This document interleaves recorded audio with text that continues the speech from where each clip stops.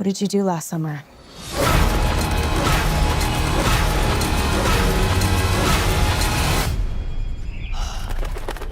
This place is so beautiful, it makes me want to die.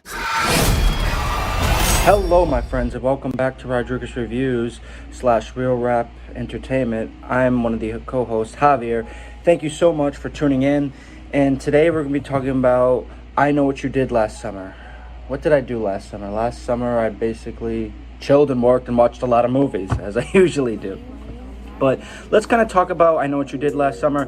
This is kind of like a remake, reboot from the original 1997 I Know What You Did Last Summer. So let's talk about this is kind of like a new modernized version of it. So I Know What You Did Last Summer is directed by Jennifer Caitlin Robinson and stars Madeline Klein, Chase Sue Wonders, Freddie Prinze Jr., and Jennifer Love Hewitt reprising their roles from the original film. So for those of you who have seen the original I Know What You Did Last Summer, it kind of follows the familiar formula, but if you didn't, here's a little bit of a recap on it. So basically, 5 friends are involved in an accident. They try to cover up the situation, and they make a pact to never tell anybody or never go back to that crazy, horrific night that they had. Then, about a year later, a stalker sends them a letter, reminds them of I Know What You Did Last Summer. And actually, another thing, too, I want to point out is when I went to see the film, I actually did get some cool I Know What You Did Last Summer cards right here. These are postcards. They're actually pretty fun, and I actually kind of like that. I always love some film memorabilia right here, and I actually have another one, too. The baller right there, I Know What You Did Last Summer right there, and it's got the fake blood and stuff. So these are actually pretty cool collectible postcards that I got, so neat little gift. But anyway, so we talked about that. Basically, very, very same premise to the original film. So, I have to say with this one, and I am a fan of the original I Know What You Did Last Summer. I actually own it on 4K. And don't get me wrong, I Know What You Did Last Summer, the original one, it's not a good movie by any means, but it's a fun, entertaining movie. That's what I enjoyed about it. It's a product of its time. It was late 90s. You had all these late 90s stars who just were iconic at the time and still are iconic. I mean, Jennifer Love Hewitt, Freddie Prinze Jr., Sarah Michelle Gellar. I mean, just stars that defined the 90s. And it's good to see them reprising their roles. Freddie Prinze Jr., he reprises his role as Ray, and Jennifer Love Hewitt reprises her role as Julie. So it's great to see these guys. And going back to what I was saying earlier is how I really did like the original I Know What You Did Last Summer.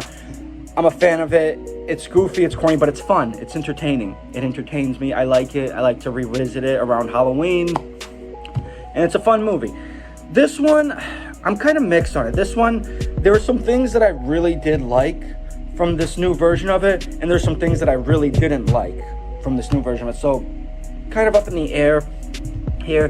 While this new version does add a few twists and turns, which I appreciate, and of course you get new characters, it just didn't seem to, hit the mark and be kind of that fun, iconic, entertaining part as the original. Now, don't get me wrong, I'm not saying that this is a horrible movie or anything like that, but I Know What You Did Last Summer came out in the fall of 97, and it was, in a way, a product of its time. I think it worked well in that era. And I think this movie coming out, over 25 years later, it has its moments, but some of them just didn't land too well, and it just feels like a complete, canny, almost remake of the original I Know What You Did Last Summer. And don't get me wrong, it's not a complete identical remake. What I do appreciate from this modern version is they do try to add new tweaks, new twists and turns.